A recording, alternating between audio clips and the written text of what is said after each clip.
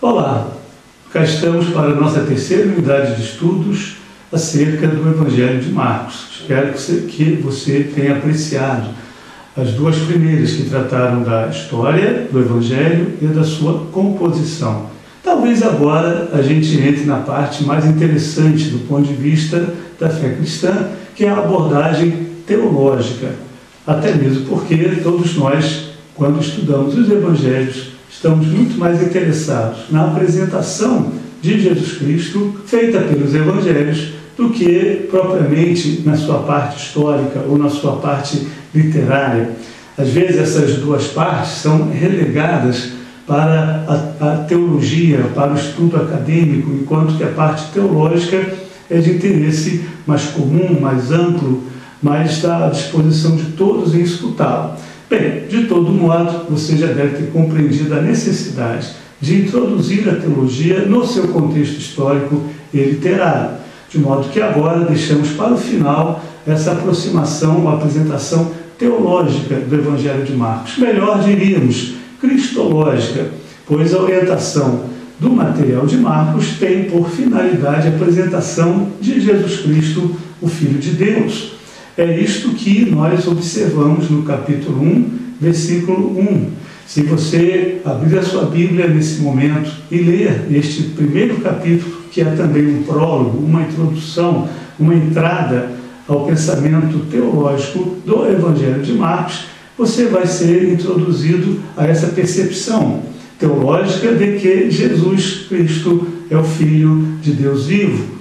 Olha, como Marcos faz essa apresentação? De que maneira a composição literária está a serviço dessa apresentação? De que modo, ao percorrermos todo o Evangelho de Marcos, chegamos à conclusão ao final de que, de fato, Jesus Cristo é este que Marcos cita no início do Evangelho como o Filho de Deus vivo.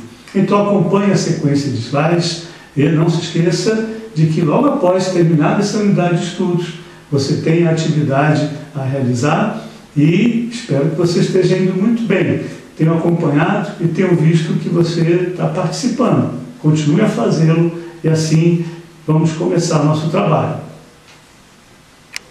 Estávamos dizendo na unidade anterior, na parte anterior de nossa aula, que o Evangelho de Marcos ele corresponde a um interesse das comunidades marcanas, que é o de reunir em um todo significativo, e aí a gente chama esse todo literariamente de uma narrativa, o significado, a sua compreensão ou de quem foi Jesus Cristo para eles.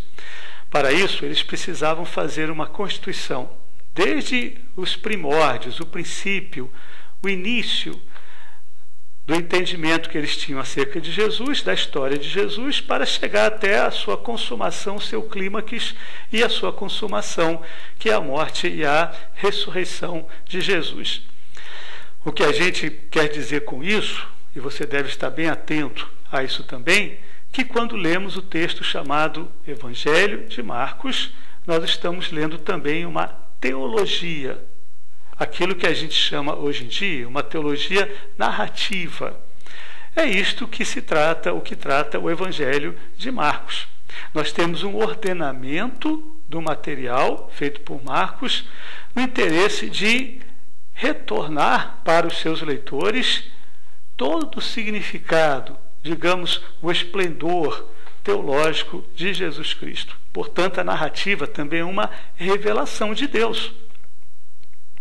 Nesta revelação, Deus se dá a conhecer, ou se faz conhecer, como aquele que agiu na história de Jesus, nos seus atos, nas suas ações, nas suas palavras e, sobretudo, na sua vida, vida esta que é narrada, que é contada no Evangelho de Marcos. Portanto, a gente tem que entender que, na atividade redacional literária de Marcos, constituem-se as imagens individuais acerca de Jesus, que somadas em uma única narrativa, transformadas em uma única história, vão dar a conhecer a imagem global, a imagem plena, a imagem total de Jesus Cristo.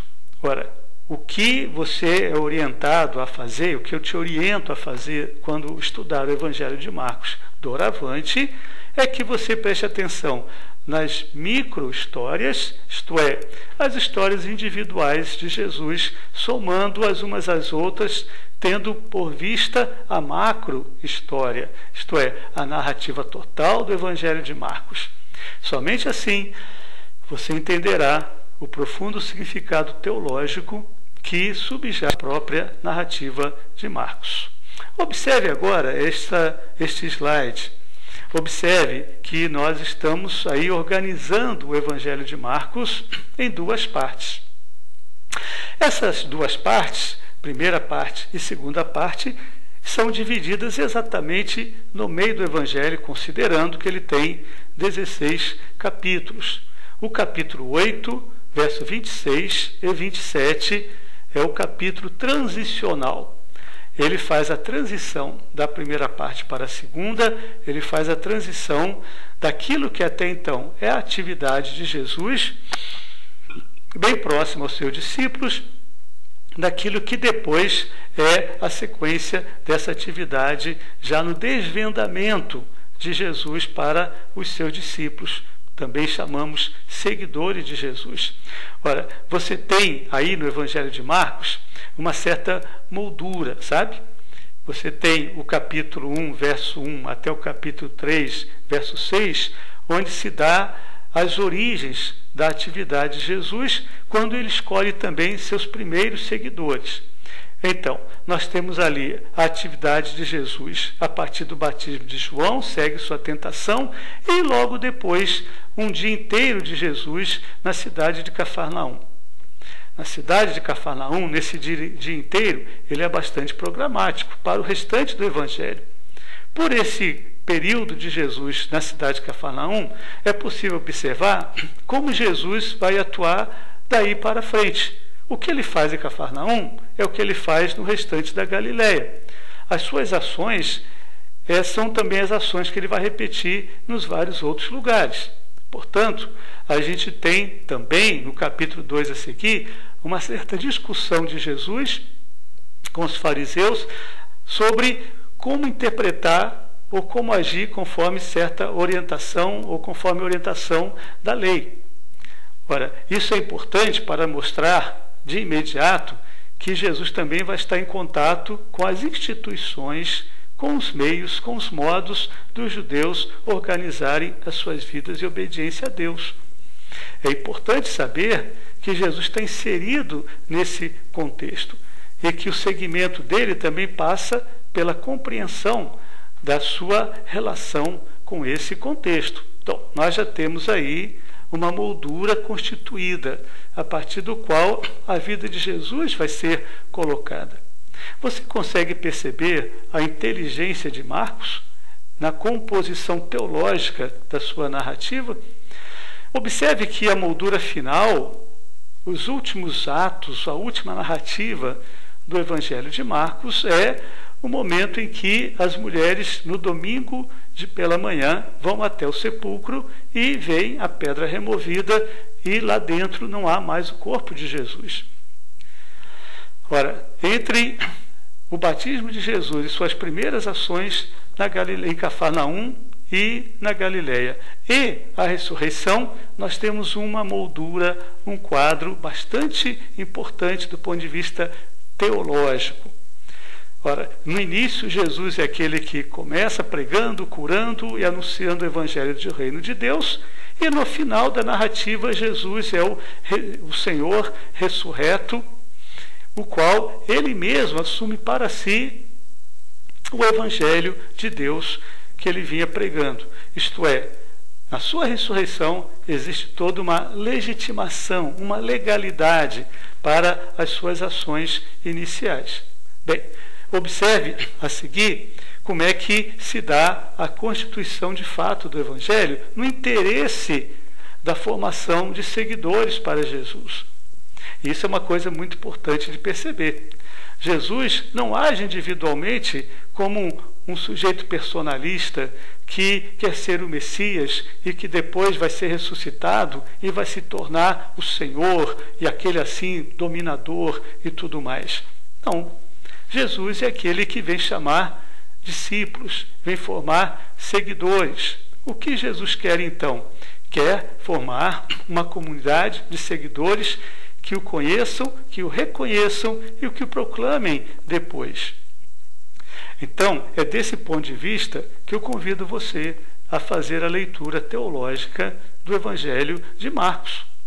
Jesus escolhe 12 discípulos e se empenha na educação deles. Você observa isso nos capítulos 3, verso 7, até o capítulo 6, verso 6. E depois, Jesus então envia esses discípulos e há toda uma relação de missão no capítulo 6, verso 7 até o capítulo 8, verso 26. Observe que entre a educação dos discípulos até o envio deles e o preparo deles para cumprir a missão que também Jesus executava, há então toda uma construção também teológica. Isso satisfaz a comunidade de seguidores de Jesus, que começa a perceber que elas foram desde o início inseridas na própria missão e comissão de Jesus. A revelação de Jesus a eles também é uma missão, também é uma comissão, que se dá na confissão dele como tu és o Cristo, o Filho de Deus, ou no dizer de Marcos, tu és o Cristo. A partir daí, 8:27 em diante, vem a segunda parte das atividades de Jesus, ou na verdade começa a parte da paixão. Começa a parte na qual Jesus vai orientando os seus discípulos para a necessidade do sofrimento como momento máximo da revelação de si mesmo, sofrimento, não só o sofrimento, a dor, mas o sofrimento, a morte, e o sofrimento e aquilo que segue a morte, a ressurreição. Segue-se então um conjunto de ações de Jesus no intuito tanto de preparar os seus discípulos, quanto de conformá-los à nova condição de Jesus, à nova realidade, a qual eles devem seguir e a qual eles devem anunciar desde então. O período de Jesus em Jerusalém é um período preparatório para a paixão e a ressurreição. Os discípulos acompanham nesse ponto, vão até Jerusalém, participam da sua morte, da sua ressurreição, e depois, então, eles se tornam aqueles que são os seguidores, anunciadores da sua própria morte e ressurreição. O que a gente quer com isso, que a comunidade de igrejas que se reúnem ao redor do Evangelho de Marcos, vamos colocar dessa maneira, se entendem totalmente ligadas, por inteiro, vivencialmente ligadas, à narrativa de Jesus, a esses acontecimentos.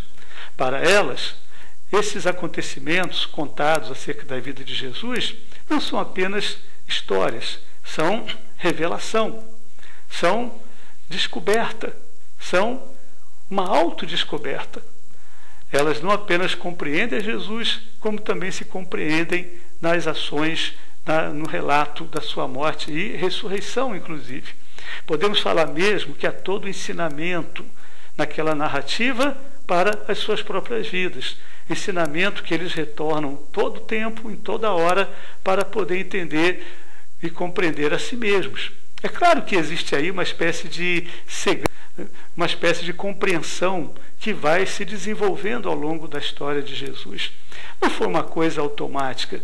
Observe que essa revelação e autorrevelação de si mesmos, como seguidores de Jesus, se dá no momento em que Jesus Cristo, no batismo, é chamado por Deus como seu filho amado. Este é o meu filho amado. Depois, quando se dá aquele momento da transfiguração no monte, no capítulo 9 de Marcos, em que Jesus é apresentado de novo por Deus. Este é o meu filho amado. E a gente tem, no momento da crucificação, o centurião, ele olha para Jesus morto já, e ele então diz, verdadeiramente este era filho de Deus. Dá-se aí paulatinamente uma revelação, um desvendamento. E eu quero terminar essa unidade com esse ponto. Na narrativa teológica de Marcos, há um desvendamento de Jesus Cristo, o qual a gente faz bem em entender. ao mesmo tempo, ao desvendamento de todos nós que o seguimos, acerca de como devemos fazê-lo também. Terminamos aqui o conjunto de slides, também essa aula. Convidamos você para a aula seguinte, que será do Evangelho de Mateus. Leia o texto explicativo, leia o texto complementar, faça os exercícios também que estão solicitados e não deixe de participar do fórum, não deixe de me enviar o seu e-mail, não deixe de colocar a sua dúvida. Vai ser um prazer acompanhar você nas dúvidas que você tiver e ajudar a esclarecer melhor esse belíssimo evangelho, que é o Evangelho de Marcos. Até Mateus, então.